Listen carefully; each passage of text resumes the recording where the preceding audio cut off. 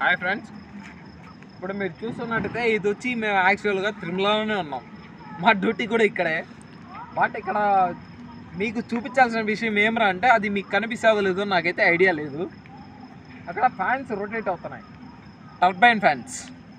అంటే తిరుమలకి some electrical supply fans అనమాట.